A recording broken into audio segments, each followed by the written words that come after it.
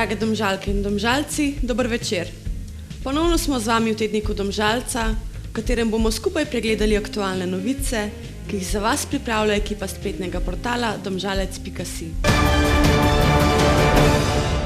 Z minulim vikendom se je začelo za hec, saj je občinsko oblast prevzela pustna sekcija Striček iz Vira, sam kraj pa se je spremenil v pustno deželo, na kar na strehi virske lekarne opozarja Striček, vzdolž Bukovčeve ceste pa razne pustne maskote, ki so zavzele drogove javne razsvetljave. To pomeni, da se je začelo noro pustno obdobje in da se bo na Viru dogajalo na polno. Letos bo še posebej slovesno, saj mineva natanko 30 let, odkar so virski zanesenjaki vpregli voz pustnih norčij in ga več kot uspešno privlekli do okrogle obletnice. Kot je že običaj, se je dogodek, ki je uvod v pustovanje na Viru, pričel ob 10. uri dopoldan, ko je izpred gostilnice Scena na Količevem krenila karavana pisane pustne druščine na čelu z maskoto Striček. Karavano so sestavljali miličinsko vozilo, ministri pustne sekcije Striček, otroške maškare, kurenti iz Ormoža, godlari iz Šenčurja, ki so se čez Vir popeljali s Šenčurvarjem, novim vlakom, Striček band ter spremljevalci in firpci. V zadnjem delu poti sta se karavani pridružila tudi župan Toni Dragar in podžupanja magistra Renata Kosec, ki sta se po pričakovanju držala bolj kislo, saj sta morala občinsko oblast, vključno s ključem občinske blagajne, predati pustni oblasti. Končna postaja karavane je bila pri lekarni na Viru, kjer ima Striček svoje mesto, in sicer na strehi, kjer bo 14 dni zviška opazoval in spremljal celotno pustno dogajanje. Vrhunec dogajanja bo tudi letos veliki pustni karneval, ki je vsako leto prava paša za oči. Seveda pa v tem obdobju na polno zaživi pustna dežela Vir, kjer ne manjka norčij, smeha in zabave. Pustovanje na Viru vsako leto vsebuje kar nekaj zanimivih prireditev, na katerih lahko na svoj račun pridejo vse generacije. Tudi tokrat bo v času vladavine pusta veljal rek, kdor ni za pusta, naj se odseli vse do avgusta. Za nami je slovenski kulturni praznik, Prešernov dan, edini slovenski državni praznik, ki ga pišemo z veliko začetnico. Je praznik kulture, vsega kulturnega in praznik slovenske kulture.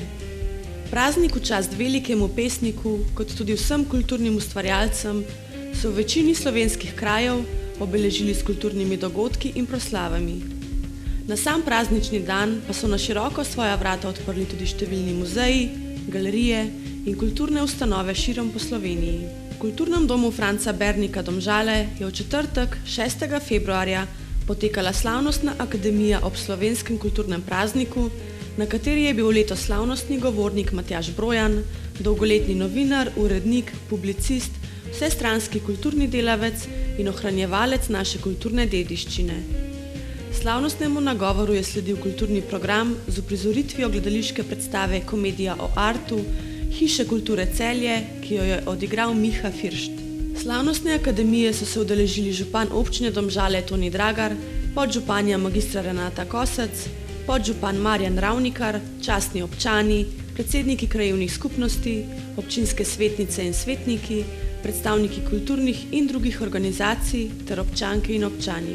V petek, 7. februarja, so slavnostno akademijo pripravili tudi v Kulturnem domu v Mengšu, sooblikovali pa so jo člani Zveze kulturnih društev občine Mengeš in mladi mengeški glasbeniki. Slavnostne akademije sta se udeležila tudi župan občine Mengeš Franc Jerič ter podžupan Bogo Ropotar. Za uvod v slavnostno akademijo je poskrbela mengeška godba, ki je pred mengeškim hramom kulture zaigrala nekaj skladb, samo prireditev pa so popestrili tudi ostali nastopajoči. Na okrogli mizi v okviru prireditve je Maja Keržič s slovenskim literarnim zgodovinarjem in verzologom, profesorjem dr. Aleksandrom Bijelčevičem, profesorjem slovenske književnosti na Filozofski fakulteti v Ljubljani, spregovorila nekaj besed o Francetu Prešernu ter tudi o mengeškem rojaku Janezu Trdini, katerega letos mineva 170-letnica rojstva. Prireditev v počastitev slovenskega kulturnega praznika je na predvečer 8. februarja napolnila veliko dvorano Doma kulture Kamnik. Skozi kulturni program so ustvarjalci preizpraševali in hkrati raziskovali pomensko polje vseprisotne kulture. Predstavili so svoje poglede in skozi prizmo današnjega časa prerašetali različna pojmovanja kulture. Dogodka sta se v imenu občine Kamnik udeležila podžupana Aleksander Uršič in dr. Jernej Markelj skupaj z gostiteljem večera, vršilcem dolžnosti Zavoda za turizem, šport in kulturo Kamnik, Francijem Kramarjem, ter poslancema Državnega zbora Republike Slovenije, magistrom Matejem Toninom in Karlo Urh. Besedo ob prazniku je imel vodja območne izpostave Kamnik Javnega sklada Republike Slovenije Tone Vtičar. Slovesnost je pripravil Zavod za turizem, šport in kulturo Kamnik v sodelovanju s kulturno-umetniškim društvom Oksimoron. V Domžalah smo se z vznemirljivim pričakovanjem veselili obiska umetnika iz okolice Maribora, ki nam je predstavil svoja ustvarjalna iskanja v lesu. Zmago Kovač, ki resnično živi v naravi in z naravo, se je odzval povabilu k sodelovanju ob 100-letnici rojstva kiparja Franceta Ahčina, rojenega v Menačankovi domačiji. Obema ustvarjalcema je skupna iskrena ljubezen do lesa. Odprtje razstave Zmaga Kovača v Menačankovi domačiji v Domžalah je potekalo v četrtek, 6. februarja, pogovor z umetnikom pa je vodila kustosinja Katarina Rus-Krušelj. Zmago Kovač, po poklicu profesor likovne umetnosti, svojo umetniško dušo ne vdela le v les, temveč jo prelije tudi na platno. Ima izjemno visoko ekološko zavest ter navdih vedno išče v naravi, s katero je globoko povezan. Poznan je po lesenih reliefih iz lesa dreves, ki niso bila posekana, ampak so umrla sama, v njegovih delih pa živijo dalje ter razveseljujejo obiskovalce razstav. Enega svojih ciklov lesenih reliefov je poimenoval Drevesne zgodbe ali zgodbe, ki niso šle skozi dimnik. Ob odprtju razstave v Menačankovi domačiji je Zmago Kovač povedal, da je njegova ustvarjalnost usmerjena v dve popolnoma različni tehniki, a hkrati tudi tematiki, saj se na eni strani posveča domišljijskim krajinam z metafizičnim vzdušjem v tehniki olja na platnu, na drugi strani pa ustvarja lesene reliefe, ki jih v zadnjem času dopolnjuje z najdenimi dodatki, kot so rečni ali drugi kamni. V Slamnikarskem muzeju Domžale je v sredo, 5. februarja, potekalo srečanje pod slamniki, na katerem so gostili Milana Mariniča, dolgoletnega direktorja Kulturnega doma Franca Bernika Domžale, ki je pred kratkim v samozaložbi izdal knjigo o lepoti kulturnih dogodkov, v kateri je zbral in uredil podatke o pestrem dogajanju in številnih prireditvah, ki jih je pripravil in organiziral Kulturni dom Franca Bernika v letih 1998 do 2018. S Cveto Zalokar, sedanjo direktorico Kulturnega doma Franca Bernika Domžale, ki je vodila pogovor, sta se s prejemnikom zlatega priznanja občine Domžale dotaknila njegovih začetkov v Šentjakobskem gledališču, preko direktovanja v Prešernovem gledališču v Kranju do direktovanja v Kulturnem domu Franca Bernika v Domžalah, kjer je ostal do upokojitve. S premišljenim strokovnim delom v času in razmerah, ko je populizem tudi v kulturnem polju vse bolj odpiral vrata kapitalu, mu je uspelo vzdrževati visoko raven na področju gledališke, koncertne, filmske, glasbeno-scenske dejavnosti, v galeriji Domžale likovne dejavnosti, v Menačankovi domačiji in Slamnikarskem muzeju pa pestrost ponudbe, ki ohranja kulturno dediščino občine. Zavod je vodil z jasno vizijo vse od ustanovitve, ko so pred desetletjema prenovili prostorsko dokaj omejen osrednji kulturni hram.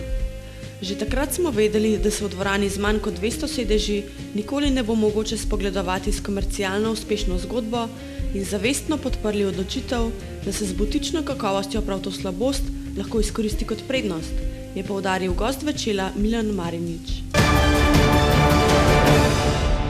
V torek, 4. februarja, je v knjižnici Domžale potekal zanimiv pogovor o spreminjanju navad. Pogovor z Boštjanom Gorencem Pižamo in nevrologinjo docentko dr. Tino Bergant se je v celoti posvečal načinu, kako se lahko vsak dan izboljšamo za 1% tako, da se znebimo slabih navad in pridobimo dobre. Gosta sta navajala najpogostejše napake, ki jih ljudje storimo pri spreminjanju navad. Boštjan Gorenc Pižama je povedal tudi nekaj svojih anekdot, med drugim o tem, kako je v 2 dneh prišel iz 3 škatlic cigaret na abstinenčno črto, kako se je začel ukvarjati s športom, ko je hotel izgubiti nekaj kilogramov svoje telesne mase. Od nevrologinje docentke dr. Tine Bergant pa so obiskovalci izvedeli marsikaj o razvadah, kako jih brzdati, o vzgoji svojega naraščaja. Med drugim je gostja razložila, kako pridobiti motivacijo in voljo za spremembe, kako zgraditi močnejšo osebnost in kako verjeti v svoj uspeh ter kako pripravimo okolje, da uspeh pri spreminjanju navad lažje dosežemo.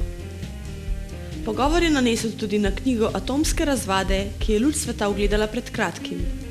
Knjiga bralca popelje in pouči, kako iz stanja, če slučajno skrene s poti svojih ciljev in navad, ter kako kljub temu doseči cilj. Knjiga spremeni način razmišljanja o napredovanju in uspehu v človekovem življenju in dokaže, da je z drobnimi spremembami možno doseči izjemne rezultate. Sta pa gosta pogovornega večera dejala, da je ob prebiranju tovrstne knjige včasih treba prebrati tudi knjigo, ki ponuja čisto nasprotje.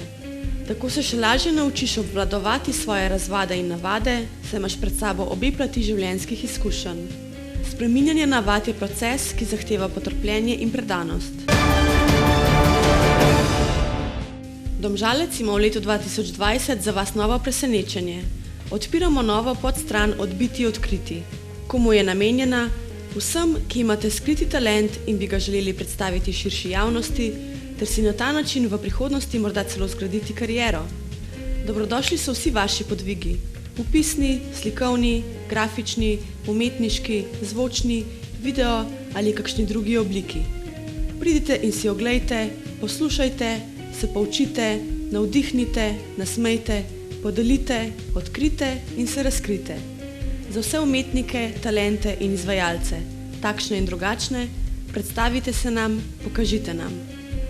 Za vas smo že pripravili nekaj prispevkov, in sicer se v nizkem štartu psihično in fizično pripravlja DJ Jungle T, da vas s svojimi intergalaktičnimi ritmi popeljejo v svet glasbe, budnih ritmov, plesa, smeha in zabave.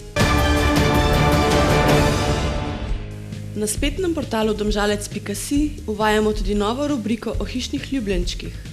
V njej boste lahko našli zanimivosti, nasvete, poučne prispevke in še marsikaj drugega. V današnjem hitrem tempu življenja se veliko ljudi odloči za hišnega ljubljenčka, ki poskrbi, da odklopimo vse skrbi.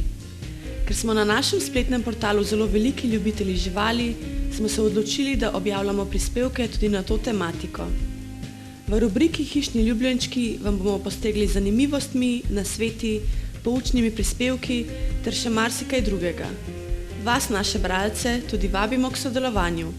Z nami lahko delite zanimive zgodbe v povezavi z vašimi hišnimi ljubljenčki, kakšna vaša priporočila in nasvete, sporočite pa nam lahko tudi, če najdete ali pogrešate svojo žival, da vam jo bomo mi pomagali najti, da čim prej pride nazaj na svoj kavč.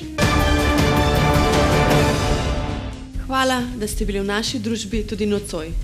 Ponovno se gledamo prihodnji ponedeljek ob 20. uri. Ne pozabite pa tudi redno spremljati našega spletnega portala domžalec.si, kjer vas vsakodnevno obveščamo o aktualnih novicah.